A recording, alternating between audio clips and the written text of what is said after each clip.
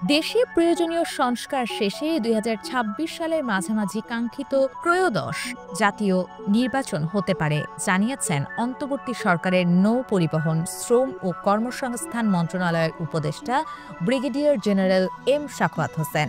আজ ব্রিটিশ পার্লামেন্টের house of লর্ডসে মানবাধিকার সংগঠন ভয়েস ফর বাংলাদেশ আয়োজিত সম্মেলন শেষে সাংবাদিকদের প্রশ্নের জবাবে তিনি একথা জানান। সম্মেলনে ৫ই আগস্টের আগে ও পরের বাংলাদেশের রাজনৈতিক পরিস্থিতি, মানবাধিকার ও ভবিষ্যৎ নিয়ে আলোচনা করেন। এ সময় গত ১৫ বছর ফ্যাসিস্ট বিরোধী অবস্থানের পাশে থাকায় যুক্তরাজ্যের রাজনৈতিক ব্যক্তিত্ব এবং মানবাধিকার নিয়ে কাজ করা সবাইকে ধন্যবাদ জানান ভয়েস ফর বাংলাদেশ প্রতিষ্ঠাতা আতাউল্লাহ ফারুক। লর্ড হোসেন তার বক্তব্যে বলেন, বাংলাদেশের অন্তর্বর্তী সরকার সব সংস্কার এবং সুষ্ঠু নির্বাচনের জন্য যুক্তরাজ্যের কাছ থেকে সব ধরনের সহায়তা পাবে।